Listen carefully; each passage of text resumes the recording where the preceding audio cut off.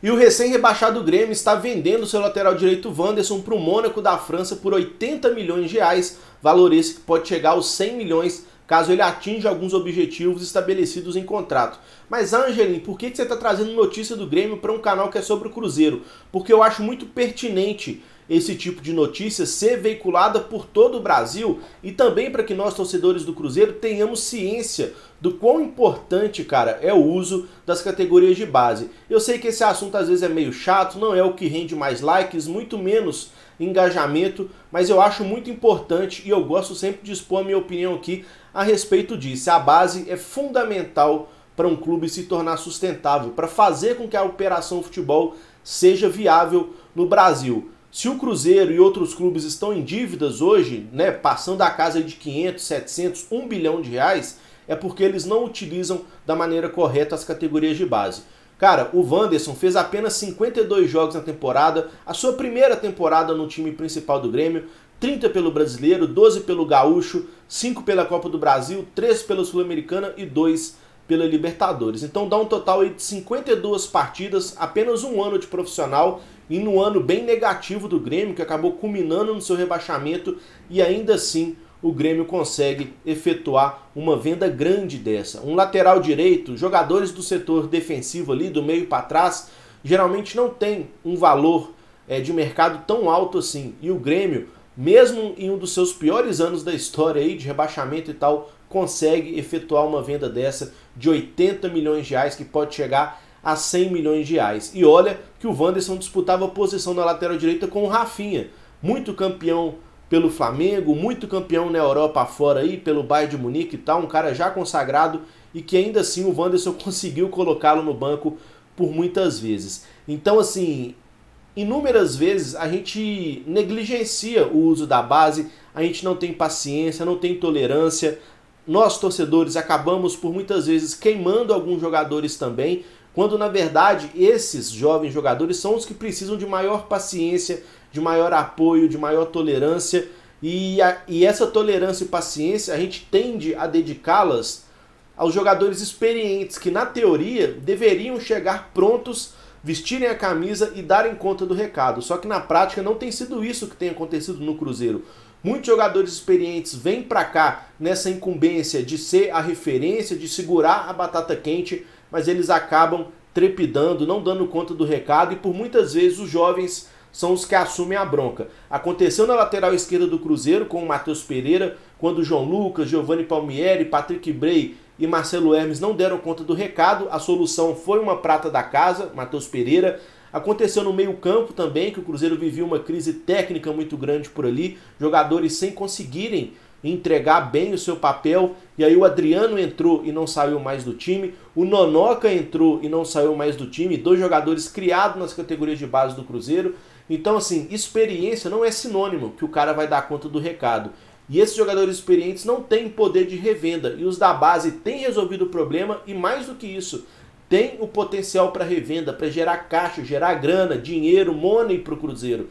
E muitas vezes a gente acaba negligenciando isso.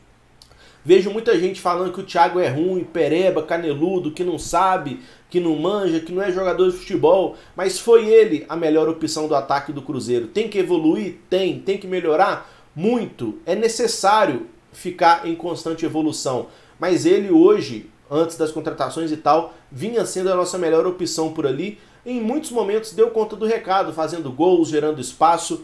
Enfim, o que eu quero falar, pessoal, é que o uso da base é muito importante, e eu acho que vendas como essa que o Grêmio acabou de realizar, ou está realizando com o Mônaco, deixa muito explícito a importância sobre o uso da base, que eu particularmente espero que aconteça com mais frequência ainda, agora que a gente é um clube empresa, e que uma das finalidades, ou que um dos objetivos de um clube empresa é obter o retorno financeiro, lucro, né, particularmente dizendo.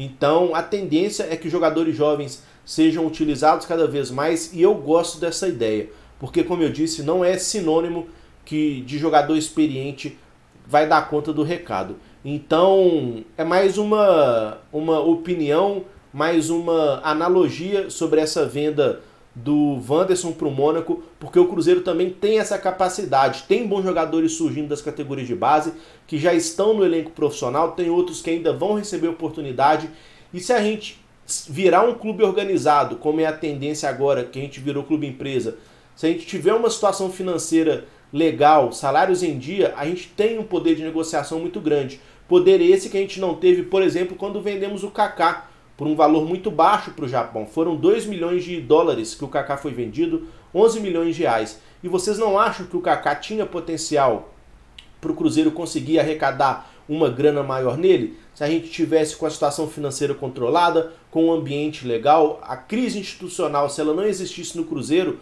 com certeza o Kaká seria aí uma venda de 6, 7, 8, 10 milhões de dólares. Só que infelizmente os clubes têm ciência da fome que o Cruzeiro está passando, vendendo almoço para comprar janta. Então por que acenar com uma proposta de 10 milhões se 2 milhões vai fazer com que o Cruzeiro aceite? Porque ele precisa dessa grana.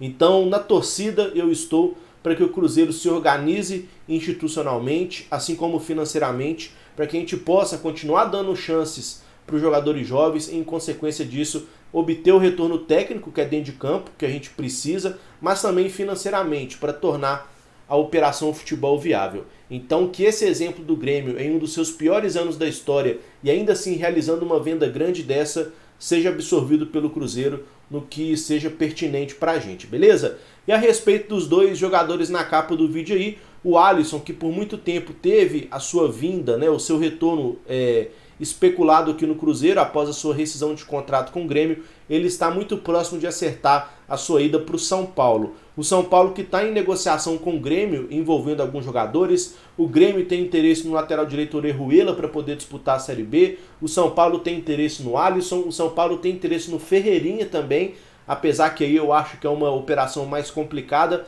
Mas é isso, assim que o Alisson decretar a sua rescisão de contrato com o Grêmio, o destino dele vai acabar sendo o São Paulo, sua nova casa, e que ele fique por lá. Acho que seria útil ao elenco do Cruzeiro, mas não é o jogador que mais me brilha os olhos para voltar nesse momento. E a respeito do Norberto, a gente sabe que ele já não ia mais permanecer no Cruzeiro e está de casa nova. O Norberto vai defender a Ponte Preta, ele que esteve muito próximo de retornar ao CSA, clube pelo qual ele defendeu antes de vir para o Cruzeiro e que era capitão inclusive, mas por algum motivo as negociações melaram e o Norberto acabou acertando com a Ponte Preta. Então a única certeza que a gente tem é que a gente vai encontrar com o Norberto no ano que vem e que ele faça partidas ruins, como fez quando esteve aqui vestindo a camisa do Cruzeiro. Para mim, particularmente, foi uma decepção porque eu esperava mais o Norberto, mas é isso, no Cruzeiro, bagunçado da forma que estava, realmente é difícil do cara se destacar. Enfim, Alisson no São Paulo, Norberto na Ponte Preta e o exemplo que o Grêmio, mesmo no ano ruim, pode efetuar boas vendas. Tomara que o Cruzeiro aprenda com isso. E é isso aí, apenas quis expor minha opinião para vocês aqui. Deixa o like aí se vocês acharem conveniente, se inscreva no canal se vocês quiserem também e use os comentários aí embaixo do vídeo para expor a sua opinião, seu ponto de vista, para que assim a gente possa sempre trocar aquela ideia sem lero-lero de torcedor para torcedor, beleza? 8 horas da noite, live Passa Régua aqui no canal Lado Azul. Conto com a presença de vocês, forte abraço, tamo junto, é nóis.